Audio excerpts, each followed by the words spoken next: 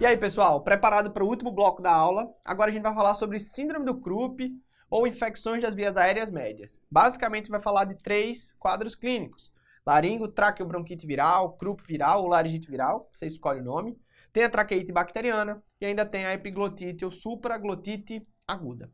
O primeiro quadro clínico é o mais importante, que é a laringite viral. E por que ele é o mais importante? Porque é a causa mais comum da obstrução de vias aéreas superiores dos nossos pacientes.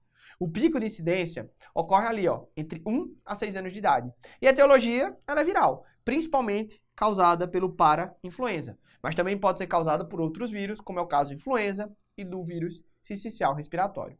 O quadro clínico ele é típico.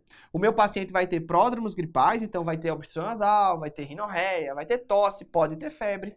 E logo depois ele vai ter os sintomas das vias aéreas médias, como é o caso da tosse ladrante, da rouquidão ou até afonia, e a presença do estridor, que é o principal marcador dessas infecções de vias aéreas médias. O diagnóstico ele é clínico dessa patologia, mas caso você solicite um raio-x, às vezes é um doutorando desavisado, ele vai lá e encontra o sinal típico, que é o chamado sinal da torre da igreja, que é bem semelhante realmente, ou ainda um sinal do lápis, pessoal. Então a gente vê um afilamento da luz daquela via aérea. Então vocês podem ver aqui nesse raio-x esse afilamento, esse sinal da torre, esse sinal do lápis. Isso é importante? Não, porque o diagnóstico ele é clínico, tá? E alguns pacientes saudáveis, eles podem ter essa alteração e não ter nenhuma alteração clínica, eles não terem esse diagnóstico. Então, por isso que o raio-x ele não precisa ser solicitado para o diagnóstico. Mas digamos que você fez o diagnóstico sem o raio-x, o que você vai fazer logo depois? Você vai avaliar a gravidade do paciente. Existe um mnemônico aqui no MR que a gente utiliza, quem cresce fica menos grave. Esse cresce aqui é justamente os fatores a serem avaliados. Que fatores são esses? A cor, então se meu paciente tem cianose, se ele está normal, se ele está normocorado, se ele tem alguma retração intercostal, então está fazendo esforço respiratório, se ele tem um estridor, aquele estridor geralmente que só está quando o paciente está chorando, quando está em atividade, ou se ele está em todo momento, está em repouso, porque se está em repouso, pessoal, denota uma maior gravidade, uma maior obstrução daquela via aérea. A presença de alterações do nível de consciência e também alterações da entrada de ar. Será que o muro vesicular está reduzido? Isso também vai denotar uma maior gravidade. Depois da classificação em relação à gravidade, eu indico o tratamento.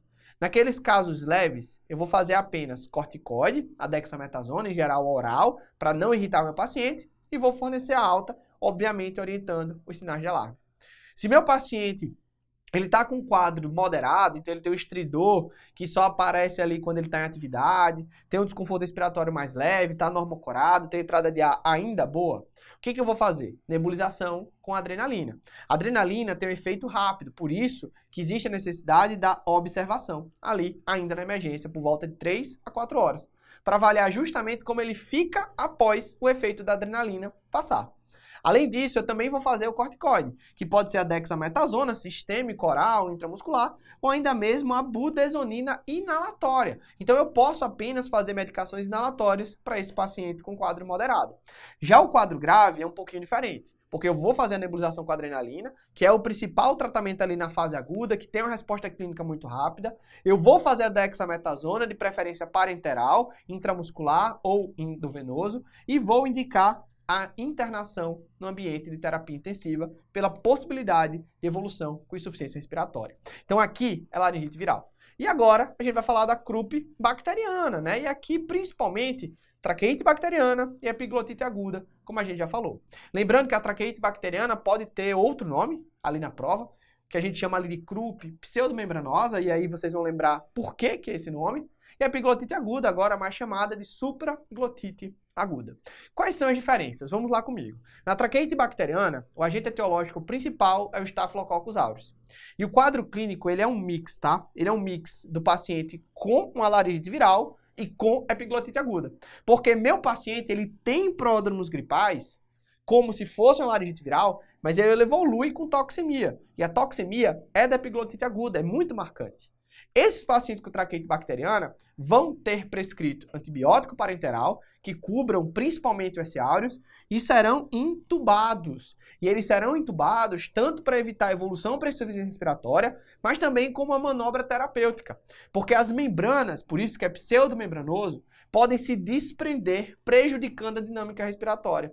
E dessa forma, na hora que eu intubo, eu tenho facilidade de retirar essas membranas através de aspiração quando houver essa obstrução.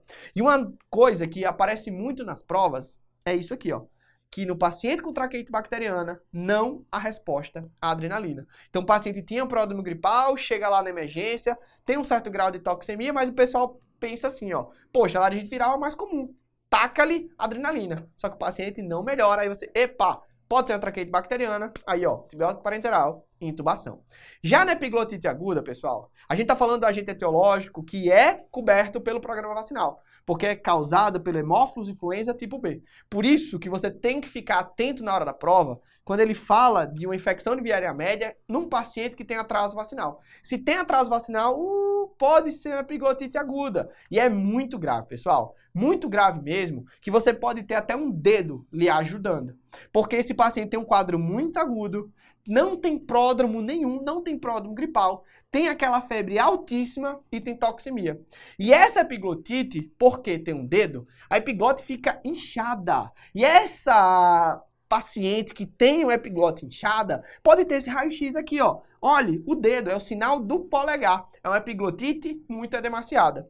Nesses pacientes com epiglotite, pessoal, olha o que eu posso encontrar. Eu posso encontrar uma epiglote completamente deformada, uma epiglote que está muito edemaciada e hiperemiada. Então imagine aqui a epiglote normal. Você vê a epiglote, você vê as pregas vocais, você vê tudo lá no local. Imagina chegando para você um paciente com estridor, com toxemia, lá insuficiência respiratória, e na hora que você laringoscopa, você encontra isso.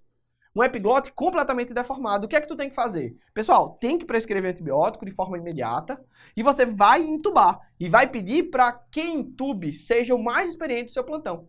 Porque às vezes você só tem uma oportunidade. Se você perde aquela intubação, o paciente vai fazer uma reatividade muito grande e você vai precisar fazer uma cricotireoidostomia, ou seja, uma via aérea cirúrgica. Então a intubação, a ventilação mecânica nessa fase mais aguda, ela é essencial. Outros dados que podem fazer você pensar mais em epiglotite aguda, além de tudo isso que a gente conversou, é a presença de cialorreia, de odinofagia e de disfagia no enunciado. Então aqui, pessoal, a gente termina essa aula, tá certo? De infecções de vias aéreas superiores e médias. Espero que vocês tenham gostado. Avalie a aula aqui, continua na dica de prova e, óbvio, né, pessoal? Tem a próxima aula de infecções de vias aéreas inferiores e Covid-19.